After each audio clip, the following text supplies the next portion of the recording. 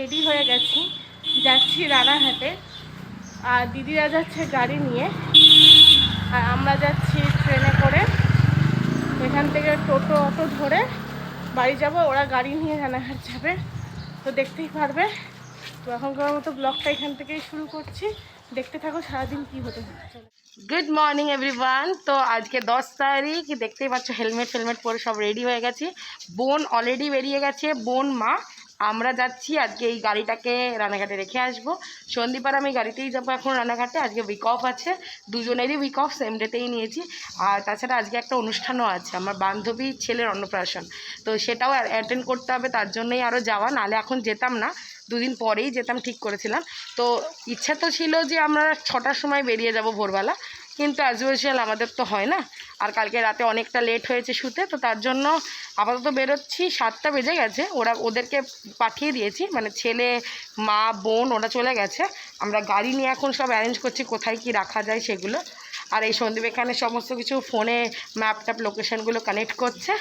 প্রচণ্ড রোদ হয়ে গেছে, এর জন্য একটুখানি চিন্তা আছে। ভেবেছিলাম ভোরবেলা বেরোলে হয়তো একটু ঠান্ডার মধ্যে পৌঁছাতে পারবো। যাই হোক, বাবা ওখানে আছে বাড়িতে, রানাঘাটে আছে, দুদিন ধরেই আছে বাড়িতে। তো আজকেও তো থাকবে। চলো, আমাদের জার্নি স্টার্ট হয়ে গেল আবার আজ থেকে।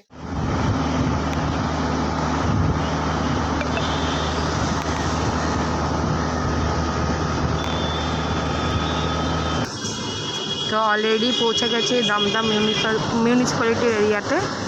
আপাতত রাস্তা তো মোটামুটি ক্লিয়ার। এখানে এখন সিগন্যালে দাঁড়িয়ে আছি, দেখি কত তাড়াতাড়ি পৌঁছানো যায়।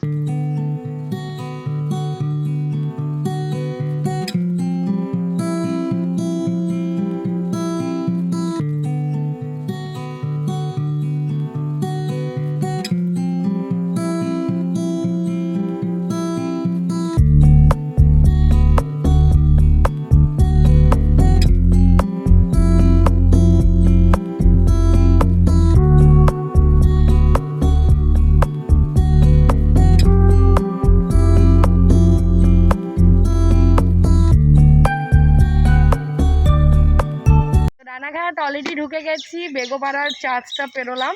তো আপাতত বোনদের আপডেট তো জানি না, ফোন করেছিলাম মিডিলে, ওরা অলরেডি প্রায় চাকদা ফাকদা হয়তো ঢুকবে।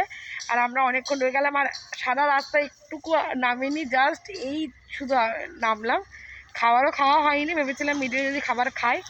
তো আপাতত রাস্তাতে চলে এসেছি, চলো যাই বাড়িতে।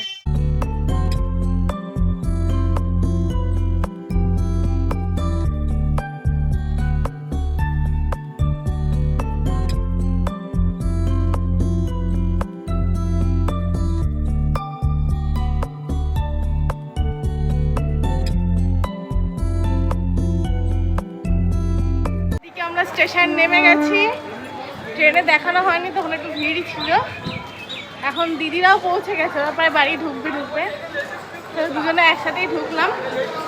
তো যাই, দেখি ওরাও হয়তো কিছু করেছে।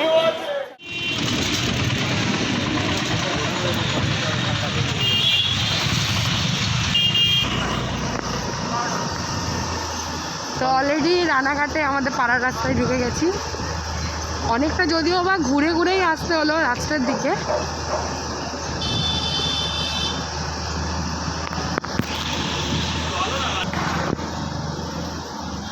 এই যে বাড়ি চলে এসছি। এদিকে ছেলের খাবার নিয়ে হাজির, এই যে এখন এখানে উপরে বসে আছে। উপরে বসে এখন এই আমার খেলনাগুলো নিয়ে খেলা করছে। আর এই যে সন্দীপ এখানে গেম খেলছে। আপাতত এটাকে খাওয়াতে হবে, কারণ অলরেডি ঘড়িতে বাজে 10:30 মতো। তো এখানে বাড়িতে চলে এসেছি, এখন নিচে রান্নাঘরে।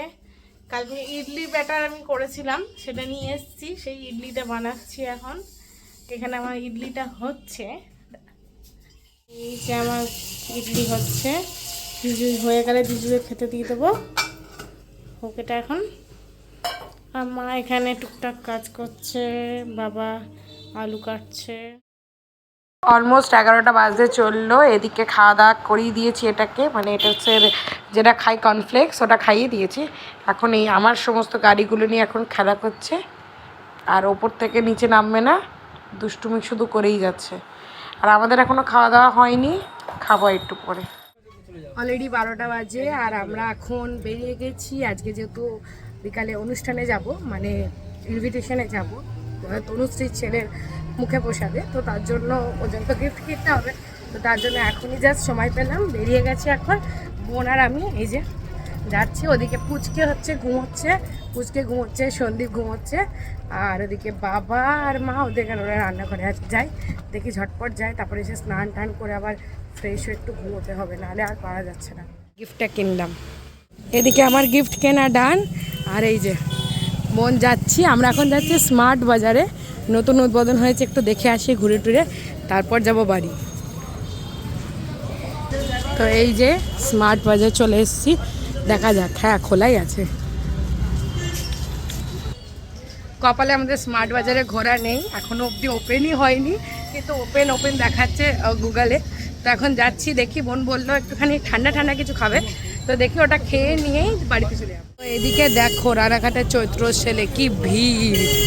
আগে যেদিনকে এসেছিলাম সেদিনকে অত কিছু ছিল না, কারণ যেহেতু শুরুতেই, আর এখন দেখো প্রচণ্ড ভিড় এদিক ওদিক। আর এই যে বোন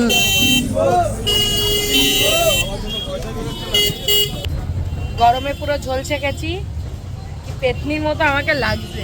আর এই যে এখন বসে বসে মাজা খেয়েই যাচ্ছে। অলমোস্ট এখানে 8টা বেজে গেছে। সারাদিন তো দুপুরবেলা খাওয়া দাওয়া করলাম, দুপুরবেলা খাওয়া দাওয়া করে আর এনার্জি ছিল না, ঘুমিয়ে পড়েছিলাম, কিছুক্ষণ রেস্ট না নেওয়া খুবই দরকার ছিল। তো এখন বাজে 8টা, আমি দেখতেই পাচ্ছ এই যে ফুল রেডি হয়ে গেছি। এটা হচ্ছে শাড়িটা অনেক দিন পর পরলাম, এদিকে ছেলেকেও রেডি করে দিয়েছি, শুধু এখন সন্দীপ রেডি হওয়া বাকি। এই টাইমেই বেরোতাম, কিন্তু রেডি হয়ে দেখি 8:30টার মধ্যে যদি বেরোতে পারি। গাড়ি নিয়ে যাওয়ার কথা ছিল, কিন্তু গাড়ি নিয়ে হয়তো যাব না, কারণ শাড়ি পরে আমার গাড়িতে বসতে প্রচুর অসুবিধা, তো টোটো করেই যাব। তো যাই এখানে, আর বোনরা এখানে হচ্ছে, আজকে বোন বলেছে যে ওর জন্য বিরিয়ানি আনতে, যদি পারা যায়, যদি পাই তো বিরিয়ানি আনবো। আর মারা এদিকে রুটি টুটি খাবে, আবার কাল থেকে অফিস। এদিকে এই যে অনুষ্ঠানের এখানে চলে এসেছি, আর এই যে আর এই যে প্রথমে তো আমরা তো বাড়িতে চলে গেছিলাম, তারপরে চৈতালিকে ফোন করলাম, ও বললো যে এখানে হচ্ছে, তো তার জন্য আবার এখানে চলে এলাম। চলো যাই ভেতর। এই যে চৈতালি, সরি তনুশ্রী, আর এই যে ভেনুটা সাজিয়েছে, আর এই যে এটা এখন বদমাইশি করছে। অলমোস্ট প্রায় 9:30, আর এই যে এখানে গাড়ির মধ্যে বসে রেখেছি, প্রচণ্ড দুষ্টুমি করছি। আর এই যে সন্দীপ এখানে নাজেহাল অবস্থা ওর, এখন ছেলের আইসক্রিমটাই ও খাচ্ছে কিছু, কারণ ও গায়ে টায়ে মাখিয়ে যা অবস্থা করেছিল। তো রান্নাবান্না সবই ভালো হয়েছিল, ওদেরকে যদিও বা দেখাতে পারিনি, কারণ এই যে এইটার জন্য খুব বদমাইশি করছিল, এটা খুব বদমাইশি। তো আপাতত এখন যাচ্ছি বাড়িতে, বোনের জন্য বিরিয়ানি নিতে হবে, নাহলে এরপর দোকানটা বন্ধ হয়ে যাবে। আর এই যে দুষ্টুমি করেই যাচ্ছে।